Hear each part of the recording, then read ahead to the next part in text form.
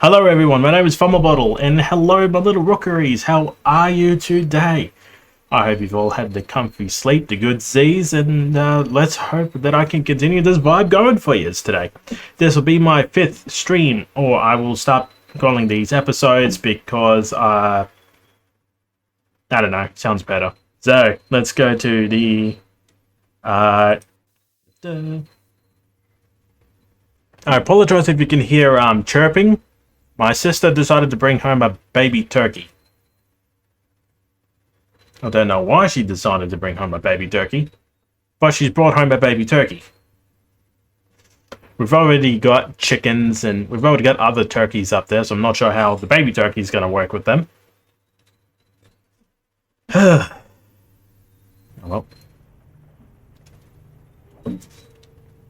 Alrighty. So, do we have any... We do indeed. Armor 1. Yeah, that's about right for a wizard. I think I'll save the karma. I suppose she wanted to keep on top of everything. A rotund, balding dwarf in a cheap suit turns to face him. Light glinting from his heavy gold chains that hang around his neck. When he speaks, his voice that greets your ears is high and nasal, and has been contorted into a rough approximation of a New York accent. Yeah, I don't even know how a New York accent goes. Pleased to meet you. Chang was kind enough to arrange this little sit-down between us. He extends a slab-like hand for you to shake. You can call me Dr. Shenyang. Shake his hand. Pleased to meet you. I'm Lady Nightbot. His grip is as soft as the palm is moist. It's like shaking hands with a boneless ham. You share a long, uncomfortably flaccid handshake before he finally releases you. I'm looking for a little outside help on a problem I've been having. Ordinarily, I'd handle it myself, or have some of my friends see to it. But it's kinda delicate, you know? My guys been noticed before. They made any headway on my problem, so I figured, hey, I'll hire contractors all the time. Might as well get some contractors of a different stripe. Tell me about your problem, maybe we can help. I run a little film studio, Southern Crown Films. We mostly do drip work, but we recorded some Sims too. Maybe you've seen some of my stuff. Space Mongols from the Moon, The Flavor of Pomegranates, Ultimate Space Squad. Sure, sounds familiar. Oh, a fan. Good. It's always nice to meet a fellow film enthusiast. Anyway, there's this other guy in the industry, and we've been button heads since day one. Name's Neville Ma, and he runs Yellow Springs Studios. No matter what I do, I can't shut Ma out of business. He always manages to get one over me, steal my stars. It's a tough racket, and if you want to stay on top, you gotta use every advantage you can get. Recently, Ma's been running me into the ground with this show called Promises in Moonlight. The star's a girl named Penelope Wong. New talent. But the viewers have been going nuts over her. She's the linchpin and the one who holds the new show together. And you want something to happen to Miss Wong? Hang on there, I'm getting there. So next 6 months ago, Neville was out in Guangzhou for some hoity-toity party. He's on the road, probably drunk and semi-comas out of nowhere. And pap! Wrecks his fancy new Euro car, West Wind. Bad luck for Neville, good luck for me. I figured, hey, that's the end of him for the year. And I started planning some new stuff he can't compete from inside a hospital. You follow me so far? Yep. Please keep going. Problem is, The bastard's back in the game already and he's bringing out 2 of the promises in Moonlight. I need the show off air. One way or another. And that, my friend, is where you come in. How long did it take him to recuperate? I tell ya, kid. He should have been in hospital for at least 3 months. And in physical therapy. A lot longer. Only took him a week to get out. Couldn't frickin' believe it. That kind of medical care costs top dollar. He's got a lot of money, but not that much. Recovery time like that means that 1 or 2 things is going on. Neville couldn't have found himself a silent partner. Someone willing to pay top dollar for cutting-edge care. I don't think it's likely, but it could have helped. If it ain't that, the smart money says that he's been skimming off the top of Yellow Springs' earnings and not reporting it to the other shareholders. And you want me to look into that, I take? I need you to go get something to blackmail Neville with. Find out how he could afford to get out of hospital so fast. He works out of his penthouse most days. So search his computers, closet, sock, drawers, whatever. There's gotta be something incriminating in there. Where is the penthouse? Neville lives in the Repulse Bay. It's this real swanky joint on the south end of Hong Kong Island. By the bay with the same name. I haven't been able to get anybody to poke around in his apartment. Because the security's too tight. Lucky for you, though Neville's throwing a party on the mezzanine level, with all the shops and the restaurant and balcony and such, he's celebrating the 2nd season lunch of his show. And everybody's gonna be there. Gonna make it a real snarl for building security. You might also want to hit up the party, and if you can bluff your way in. Everyone close to Neville will be there. And most of them will be 3 sheets to the wind by the time you get there. Some discreet questioning might get me the dirt I need. Just remember, if you go to the party, don't use your real name. Go with Argyle. Should be safe enough. There's nobody in the biz out there with that name. So nobody will ask questions about how your work's going. I've got to say, Dr. Shenyang, this job sounds pretty underhanded to me. He snorts. You getting underhanded is when I frame you for indecent acts on your last trip to Cambodia. Blackmail's just the business. Now, the blackmail material is what I need more than anything. But if you can get Penelope Wong out of her contract, I'll pay you extra. Got it? I want that star power on my side. One last thing. I don't want you starting a scene while you're there. You interrupt his party, make a mess, or trash his apartment, I'm not paying you. We clear on that? We are clear. Good. Now I can't have Ma knowing that I'm after him. In my business, everybody's got dirty tricks, but if you're making it public, you're using them? Dr. Shenyang draws a finger across on his throat. That's it. My career's as dead as the People's Republic of China. Nobody'll work for or with me ever again. So don't embarrass me, hey? Understood? I'll be discreet. That's what I like to hear. You scratch my back and I scratch yours. You can get paid. I'll put the word out you're a solid hire. You don't seem like you deal with Shadowrunners much. Shadowrunners, Moonlight, Prancers, who gives a crap? I got money and a job and I don't care who does it as long as the price is right. That's more. What's more, I got a lot of friends around town and a lot of them run in your circles too. He looks up at you, eagerness in his eyes.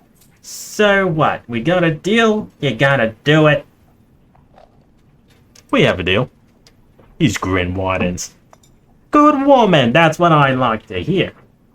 When you're done, drop Chang a line, I'll come meet you back here and I'll hand over the money. Whew. Damn, I've never really had to do a voice like that. I just picked something and went with it. The elevator disgorges you into the mezzanine with little fanfare. Off in the distance, you can hear the sounds of clinking glasses, carefree laughter, and silverware on china. I'm kind of out of my element here, Lady Nightbot. I'm not much of a party person. How do you want to handle this? Check the apartments first? Let's see. Let's get to the party and see if we can dig anything up. If you think you can get us in, lead the way. Hotel guest. A sullen look troll stands on the periphery of the kitchen. He turns to you, shoulders slumped forward, and sighs. Hotel guest. No restaurant service tonight. The kitchen staff's too busy with the party to serve anyone. Wish I could get in onto the balcony. He sniffs the air wistfully. And that delicious food. Looks fancy. He's throwing this shindig. A trid producer, I think. Saw some actor out there earlier. Same ones who acted in Promises in Moonlight. He fiddles shyly. Have you seen the show? Of course, I can't wait for the new season. His eyes widen with excitement. Me too! That twist with Lady Shung at the last episode. That was a cliffhanger. I can't believe it. Me neither. Good luck with the kitchen, buddy. Alright, so... how do I want to mess with this as maximum damage? Access terminal has an open cyberdeck port. Have Isabella jacked in.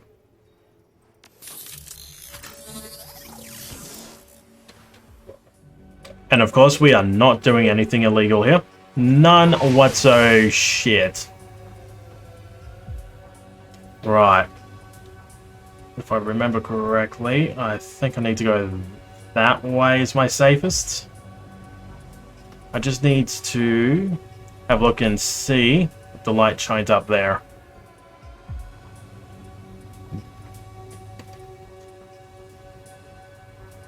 Nah. So I'm going to need to run my ass.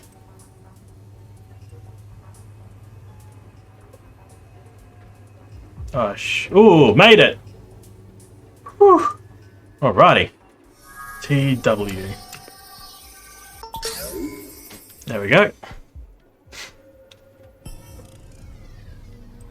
Hotel. Search for information on Neville Ma. Neville Ma. Resident, Penthouse Apartment number 2. Expand query. Apartment door code. 1635. Search other records. Events. Let's download an invitation. Planned hotel expansion. Access plans. Search other records. Maintenance log. Reams of data flood the screen. Everything's organized by way of reference numbers. It's an incredibly obtuse and confusing system. Without knowing what number to search for, there's little value to see here. Disconnect. Right, her job is done, so we can just plug her out. The ragged waiter manages to straighten up as you approach. Good evening, ma'am. Welcome to the veranda at Repulse Bay. How may I be of service? What's with the guard by the balcony? There's a private party outside, and our establishment provides security for any event that requires it. But don't worry, the balcony will be free again in a few hours. I've got some questions about Neville Ma. Heard of him? His expression clouds. Certainly everyone knows Mr. Ma. Yeah, what kind of guy is he? Between you and me, he's difficult, which is putting it lightly. Man runs the staff ragged. He jerks a thumb in the direction of the veranda. That's his party out there.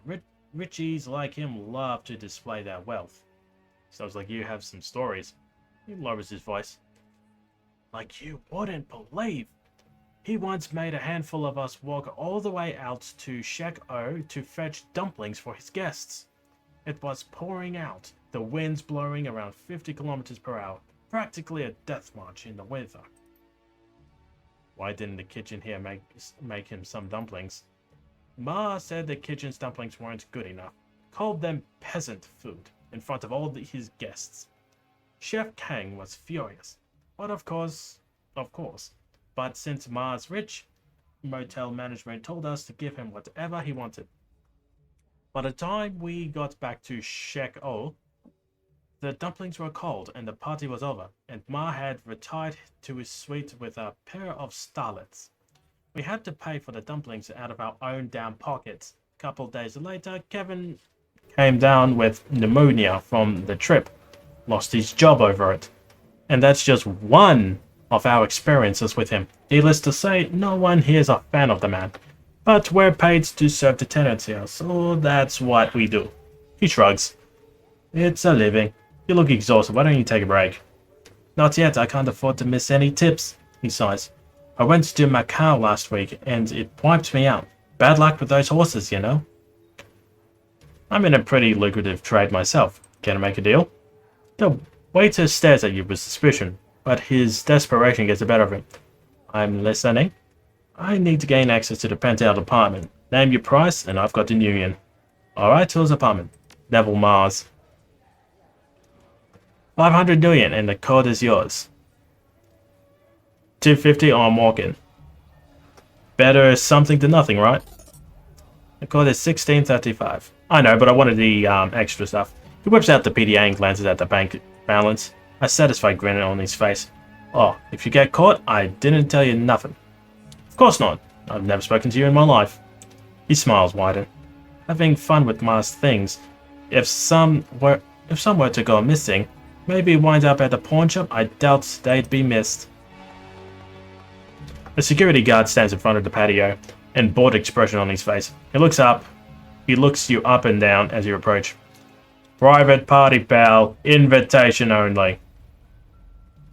Here you go. He takes your invitation and scrutinizes it. He then looks you, reluctance plain on his face. Enjoy your party, ma'am. Yay! The partygoers raises an eyebrow at your approach. They're serving country old carbonated like punch here. It's hard to believe considering how much a single bottle costs.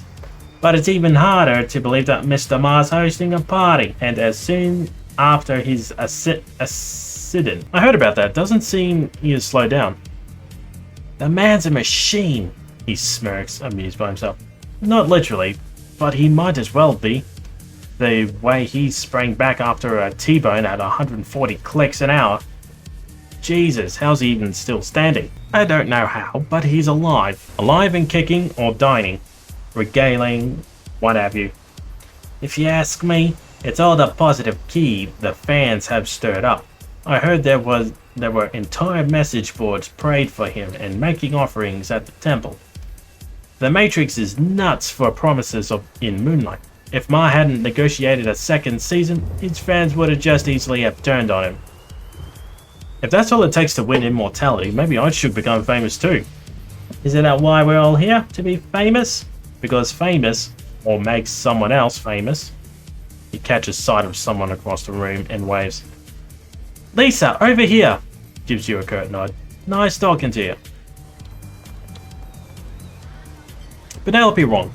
The glamorous starlight flashes in your standard celebrity smile. Lovely, but emotionless.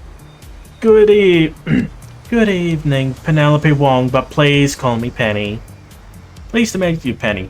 Name's Argyle. She lifts her drink and takes a tentative sip.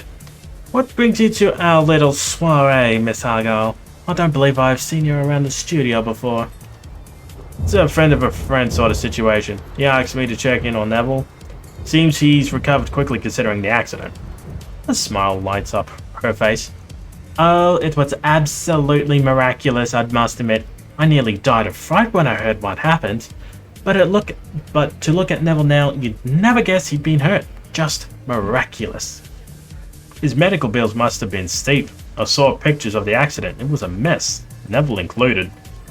I wouldn't know. The hospital was first class. Only the best for Neville. But I never asked about his finances. It's not my place. Can't fault you for that. If I had to guess, I'd say Neville reached out to some new investors to help cover his bills. Someone new? For a moment, she's lost in thought, face twisted in concentration. No, I don't think so, but Neville did make some new friends while he was in Guangzhou. Go on. There was a woman, can't remember her name. Who knows visits Neville regularly. I hear she's quite a fashionista. They sound close. Penelope shrugs. They seem to get on well. I'm a little sad he's never introduced us though. She's supposed to make an appearance tonight. I'm very much looking forward to meeting her. Penelope gazes drifts over your shoulder for a moment and she smiles at someone behind you. Oh, please excuse me, that's Mr. Yao, and I promised him I'd say hello tonight. Enjoy the party. Thank you, Penny. It was a pleasure. Fumblebottle is dressed in an immaculate suit, surveying his party from the edge of the balcony. As you approach, he inclines his head respectfully. Good evening, miss. I'm sorry. I don't believe we've been formally introduced. He strains his wristwatch. I'm Neville Ma, owner of the Yellow Spring Studios. Miss Argyle, quite an affair you've got here. I do my best. He gestures at the array of beautiful people mingling on the dance floor. Appearances are important in Hong Kong. If you look weak, that's how you'll be treated. Make a show of prosperity and it will follow. I'm sure everyone's glad to see your accident hasn't hindered you. He chuckles. I blame the newsfeed for that. They made the accent seem much more serious than it was. My car was destroyed, true, but I emerged largely unscathed. Spellcasting or conjuring. Use astral perception to sense Neville Ma. You focus your senses. You concentrate on Ma's aura. Your third eye slides open, unveiling the hidden reality of the astral plane.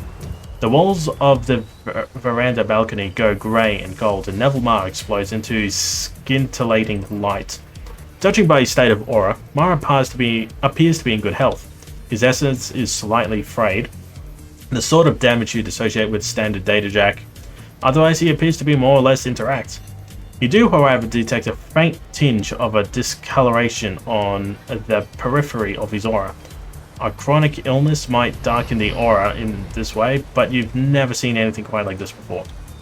Having seen what there is to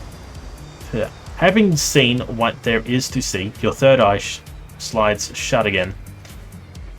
If Ma is aware that you've sensed him, he doesn't show it. I've heard about your incident. How did it happen? He sighs. It seems as though that's all anyone wants to hear about these days. To be honest, I'm getting rather tired of repeating the story. Suffice to say, a delivery truck, a drone, experienced a glitch and ran a red light.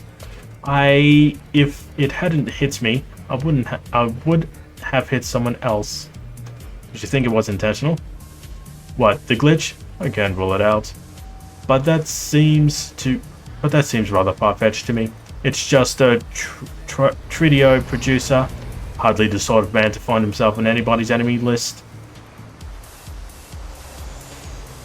You were discharged from the hospital pretty quickly after the accident. Your treatment must have been expensive. Not especially. Guangzhou's hospitals are top tier. Confidently, my rapid recovery mostly came down to luck.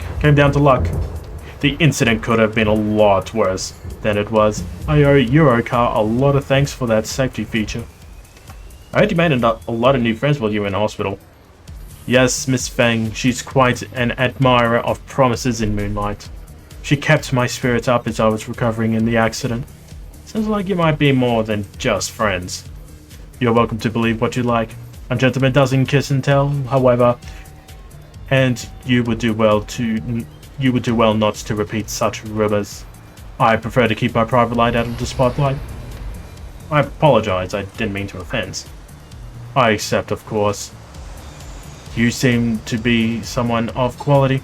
I wouldn't insult you by assuming you'd speak out of turn. Thank you for your time, Mr. Ma.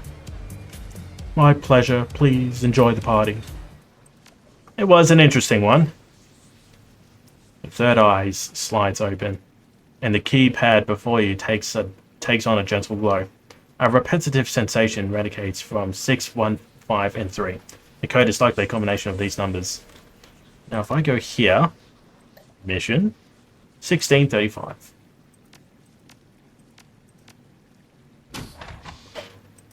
Yeah, it was.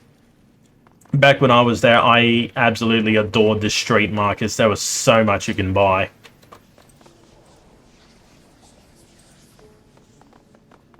Search suits.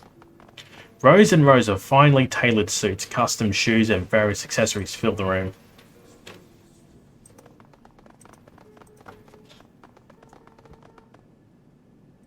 A refrigerator. This fridge is well stocked. There's enough food in here to feed a big party. Liquor cabinet. Don't know if you can hear that music in the background, but it sounds really nice. Walk away. We do not want to touch that stuff. Inspect. The opposite side of the living room is dominated by a massive security door. It's much heavier than the exterior apartment door and looks like a recent addition. The wall has been reinforced to support it. A series of top-of-the-line commercial-grade maglocks holds the door sealed. It'd be easier to tunnel through the wall than it would be to break them open. Examine the door. A cursory glance at the door reveals no sign of the keypad or jack point, but you do see what appears to be an RFID reader, a 6-digit number that has been stenciled onto the side of the reader in red ink. This didn't come with the apartment. Why fortify an interior door like this? To keep up the appearance, I think.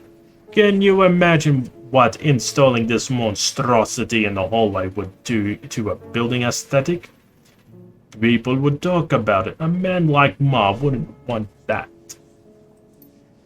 Well, one thing's for certain. We ain't getting through there without a key. Most likely that means that we will have to get one from Ma, or from one of the other people. Guess we're gonna have to head back to the party. Looks that way, settle up, we got a party to attend. Good evening, Mom. Welcome to the veranda at... Oh, it's you again. What did you need this time? There's a heavy security door in Neville Ma's apartment. Do you know anything about that? The waiter opens his mouth to reply, then pauses. Just how do you know about that? When were you in Ma's apartment? A few days ago. I left something in there. I need to get it back. We don't want to cause a scene. I mean, we could go bother Ma during the party, but that would just look bad for you, as it would us. He lowers his voice. Tell you what, try talking to Chief Kang in the kitchen. He's got keys to just about every door in this place.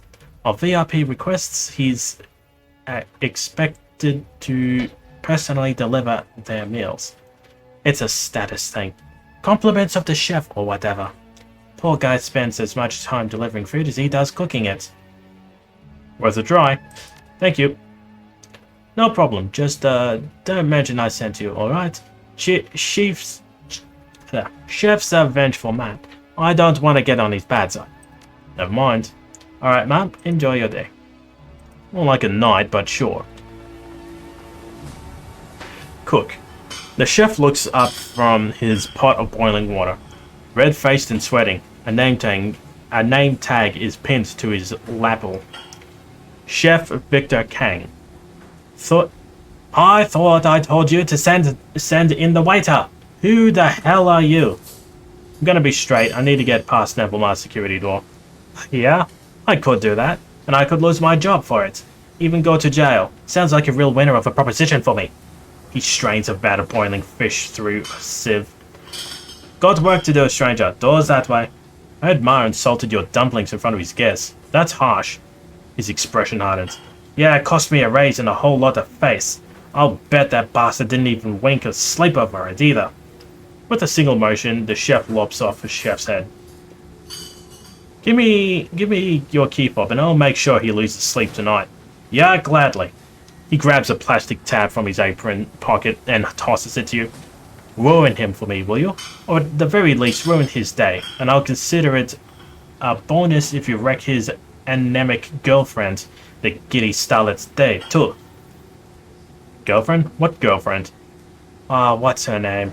He snaps his finger, irritably. Ku Feng. That's it. She's the rich wench who paid for Ma's hospital bill. Skinny, anemic thing. Never eats. All she orders is cheap red wine. First I thought it was a fling, but now I'm not so sure. Maybe you can split him up. I'd thank you for it. Thanks for the help, Chief. I see what I can do. No. Thank you. Let's have a look-see. As you approach the door, a light sent into your key fob goes from red to green. There's a loud series of thunks and the door slides open. A blast of frigid air floods into the room from the other side.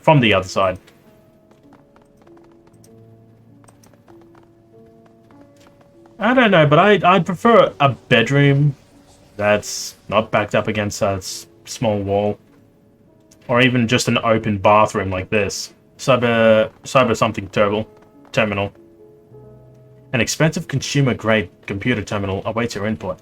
The display background is set to screen capture from Promises in Moonlight. Penelope Wong's radiant face beams at you from across the corner of the screen. This must be Ma's personal terminal. He smiles. Can't think of a better place to dig for dirt on the man. Log onto the computer as guest. Let's search emails. Mostly spam. Financial records. Astoundingly boring aside from two major things. He spent next to nothing on his hospital bill, where it appears he only stayed for 3 days, and he spent a lot of money on a woman named Ku Feng. Jewelry, bills, clothing, and such. Search. No. Financial records. No, won't give me anything. Let's unlock the door.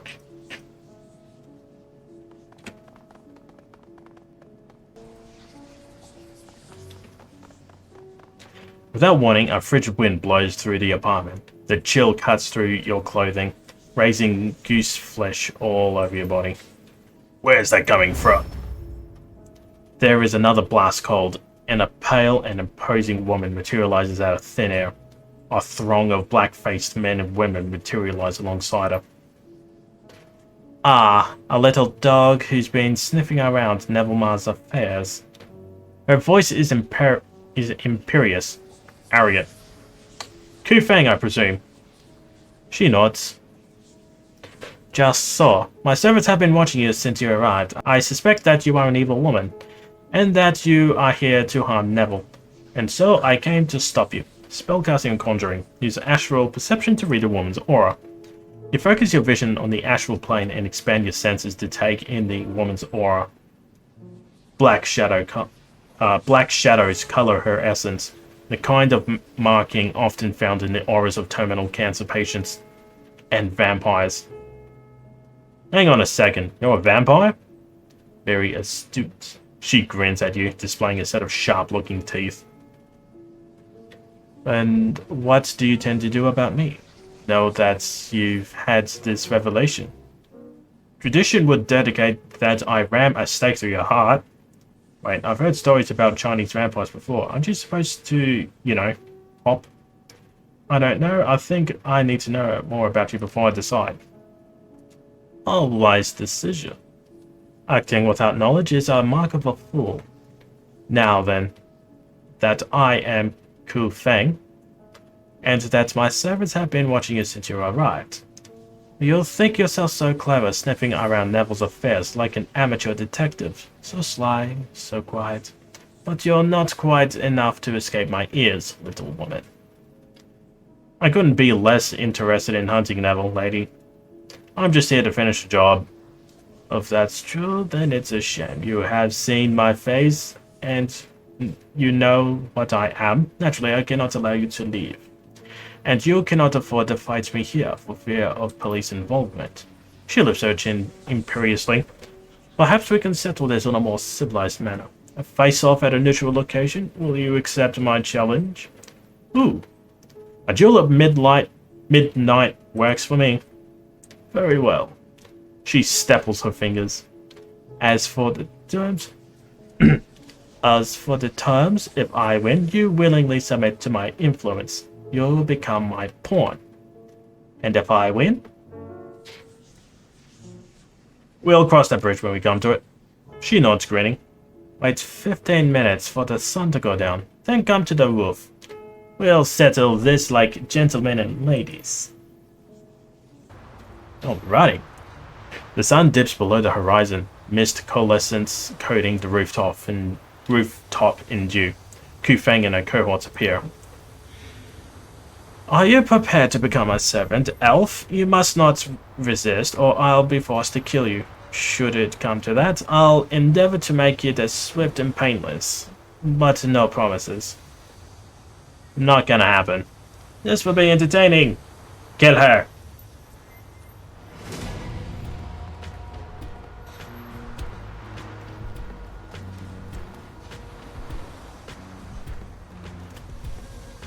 Alrighty. So. Sorry, sir, but I'm gonna have to poke you in the bum. Ooh, critical hit. Critical butt poking. And let's go with another one. Nope, missed. Raptor, can I get you to go here? And I'm gonna need you to... Ah, crap. How do I activate his bot again? Servo tuning. No.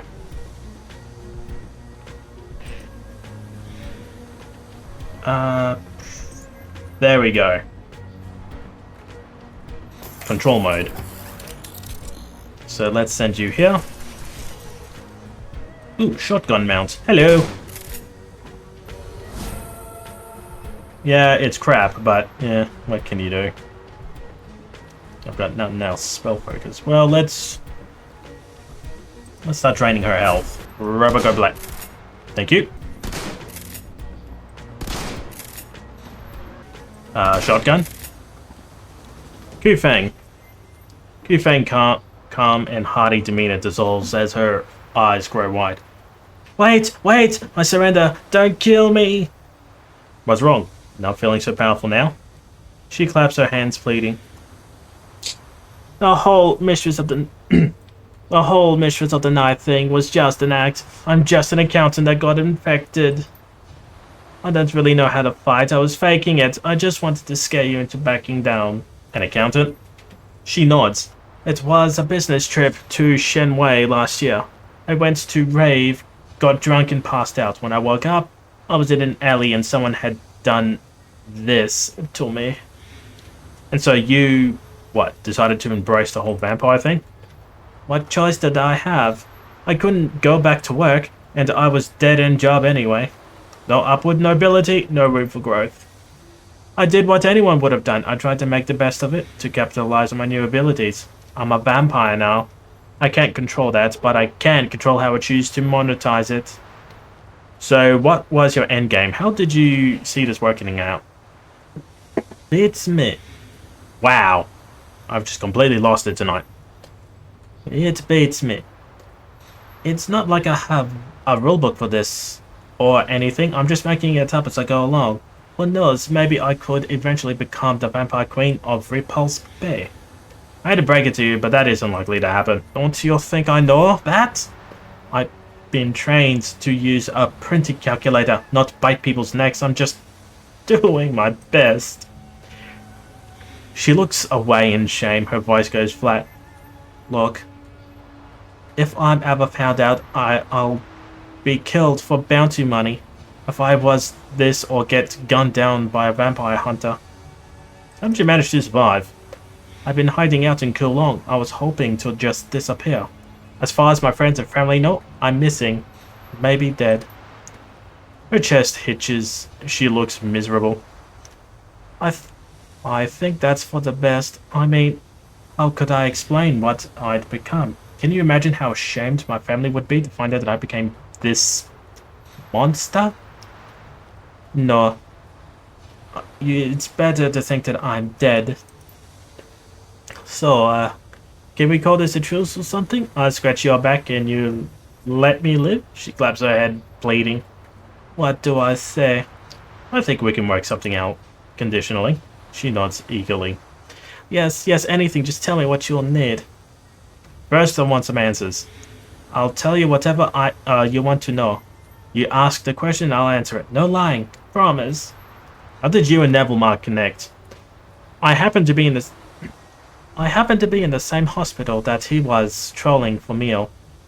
I don't like to drink blood from unwilling people, so I go to hospitals at night looking for people who won't mind if I take a sip. People in comas, patients with terminal illness, that sort of thing. It makes me feel better about what I have to do. So I wander into this room, and I recognized Neville Ma.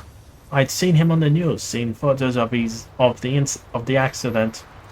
He was in a really bad shape, a lot of broken bones and internal injuries. But somehow he was still conscious. What then? Well, I knew that if I gave uninfected people my blood, they'd be able to heal just like I did. Just not as fast. I figured that out early, and by mistake. But it can come in handy from time to time. So when I saw that Neville was conscious, I decided to make my grand appearance. I materialized in the room and told him that I'd make him a deal. I'd make him a trade. I'd fix him up good as new, but he'd owed me some favors for it. I wasn't specific on how many favors or what kind. He agreed. Actually, he leapt at the chance to become my pawn. I guess that's that when you're all broken up like that, you'll do just about anything to get better. The deal was done, and we got along. I think he's charming, he thinks I'm funny, and I don't care, and doesn't care that I'm a vampire. He told me that he gives me nice things because he likes me, and not because he owes me his life. It's all very sweet. What's it like to be a vampire? About the same as being a person. The meta-human vampiric virus is like any other disease, except instead of coughing, it can go out during the day. I can't go out during the day. Yeah, it's not all that bad. Though I can turn into mist, and I'm a lot stronger than I used to be. I still have to wash my hair and pay for parking. You know what I miss the most? Steamed buns. I can't eat or drink anything except blood. And I loved street food before I got infected. Sometimes I'll walk by food carts just to smell the things they're frying. But if I buy something, 10 minutes later, it's all coming back up in a mess. Is there a cure? I wish, but no. The only cure is being tossed in a bonfire or having a head cut off. And almost every nation in the world will pay for a bounty on a dead vampire. It's not like I had much of a choice, you know. Be a vampire or get killed for some quick cash. It's a pretty raw deal for me either way. I've decided what's going to happen. She exhales heavily. What's it going to be? I'm really tossing up between this one and that one. Let's go with this one just to see what'll happen. She blinks. We are? Me and Duncan grew up in the streets. We can't teach you much about how to be a monster, but we can at least tell you what not to do. Yeah, we could, but why would we? Because in Hong Kong, connections are power.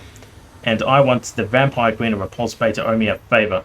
Because I've decided that I like you, and I can think of worse friends to have by my side than a vampire. A brilliant smile breaks across her face. Well, in that case, I accept gratefully. What about what about Dr. Shen Yang? What are we supposed to tell him? And what's Penelope Wong? What do you say, Ku Feng? Think you can get Neville to let her go? In a heartbeat, Neville can't say no to me. He'll do it, no questions. In that case, it's settled. We'll be in touch. She bows, smiling. It is settled then. May this be the beginning of a long and fruitful relationship. Well, that went remarkably better. Sharma killed a few of her friends. But you know what? I think this panned out pretty damn well. Wait. The clink of glasses and sound of Neville Ma's party fades into the distance as you leave the Repulse Bay, as the MTR carries you towards Hui. The mountains of Hong Kong Island roll by as looming masses, obscured by rain and storm clouds. Penelope Wong has been fired from Promises in Moonlight, and Ma will be at a serious disadvantage without her. The whims of Trid viewers shifts as readily as the tide, and without the Starlet's presence, Promises in the Moonlight will undoubtedly lose ratings. What's more, you managed to turn a powerful foe into your potential ally. Only time will tell how Ku Fang will repay you. Dr. Shen Yang is busily puffing away at his foul-smelling cigar. His comlink in one hand, his eyes flash with anticipatory glee as he sees you. Dr. Shen Yang greets you. In the name of all producers, how'd the shindig go? Got some information you wanted. You explained the night's events, from start to finish. As you speak, Shen Yang's face grows even more incredulous, until finally his mouth is hanging halfway open. He slowly paces the cigar in a nearby ashtray and shakes his head in disbelief. Vampires in Trid industry. A vampire queen, no less. What a nightmare. At least you got me wrong. And poor Neville Show is dead. That's something. Alright, kid, I'll send you payment to your Matrix drop. You earned it. Glad to be of help. Dr. Shen Yang is about to speak, but his comlink buzzes to life. Irritated, he answers it and switches to speaker mode. Yeah? Who is it? What do you want? Hello, Shen Yang. I just wanted to let you know that I've released Penelope Wong from her contract. If you're still interested in her, she's all yours. Also, I hope your business is doing alright. I heard you'd had some problems with cash flow. If you need a loan, I'd be more than happy to help. Dr. Shen Yang eyes the image of Neville Ma with deep suspicion. You don't sound too mad, Nev. What's the catch here? Anyway, you must have next big things lined up already. Oh, Doctor, there is no need for it. Do you want to know why I keep winning our little contest? And you're always playing catch-up? It's because you think people like Miss Wong actually matter. They don't. Stars are crafted, molded out of talent, yes, but ultimately constructed with enough time and effort. Anyone can be made into a star. It's just a question of manipulating public perception. Maybe so. But I got her now, and your show's dead in the water. Without the star, what do you think of that, eh? I think that I'm going to do what any good soap opera producer would do. Write her character out with a tragic death and bring in someone new. You labor under the misapprehension that viewers have loyalty. They don't. They only have appetite. As long as you chase the stars like Wong, you will lose. Don't be afraid to think bigger, Doctor. Reach for the drama, not the dramatist. With that, Neville hangs up on Dr. Shen Yang. For the next 30 seconds, Dr. Shen Yang releases a stream of violent, imaginative invectives at his phone. Even Strangler Bao looks taken aback at the ferocity of Shen Yang's anger and the inevitableness of a sexual position that he described. Finally, he takes a deep breath and composes himself. That dirty little weasel. Insulting my creativity like that. The nerve. Go on, kid, we're done here. Thank you for all your help. I gotta get going. I gotta talk to a guy about buying a bunch of snakes. Well, that was great. You enter the trawler and find your crew gathered together waiting for you. Isabel has her head buried in her PDA. The rest of them stand watching her, trying to be patient. Did someone call a crew meeting? I told you, I'm the one that gets to call the crew meeting. Iz has been doing some homework on Josephine Tsung and Tsung Mechanical Services. The dwarf paces up and back, trying to decide how to begin. You're pacing, so that tells me you found something. Oh yes, I found something, alright. Isabel lifts her PDA to her face and consults her notes. In 2011, Tsung Mechanical Services was a D-level corp, floundering in the shallow end of the Hong Kong corporate pool. That's when Josephine Shui married into a family Josephine thought big. Sorry, I misread that. That's when Josephine Shui married into the family. Josephine thought big. She conceived of a massive project that would catapult TMS into the big time, something she's called the Prosperity Project. Prosperity? That's what Raymond was mumbling about. What does any of this have to do with Raymond? It has nothing whatsoever to do with Raymond Black. It has everything to do with Edward Tsung. Edward Tsung? That's your foster father's real name. Duncan's jaw drops open. What the hell? Raymond Black is actually Edward Tsung, the only son of Joseph Tsung and her late husband, Breakwater Tsung. So our secret foster grandmother is trying to kill us? It looks that way, yeah.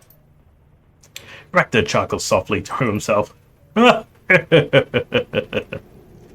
Secret grandmother? What the hell's going on, Isabel? Start from the beginning. Okay, here we go. Once upon a time in the 1900s, the walled city was a densely populated slum, something like 30,000 people crammed into 6.5 acres. Wait, I've heard this story before. It's a shithole. Hell on earth, yada yada yada. That's today's walled city. The second walled city. The first walled city started life well over 100 years ago, and lasted through both world wars and almost through the Awakening. It was torn down in 1994. When the government had finally had enough, it had become such a haven for criminals that corps would only enter in large, well-armored groups. Sounds familiar. In 2021, wow, this game has been just playing out so well. Damn. It's already called the pandemic, and it's already called in 2021. Exactly. This is somewhat concerning. Damn. In 2021, Joseph Tsung proposed a vision for the new type of low-income housing project, the Prosperity Project, a self-contained, low-cost walking neighborhood for the poor, but on a grand scale. The Prosperity Project would give Hong Kong's poor and flood of refugees pouring into the country a place that they could call their own.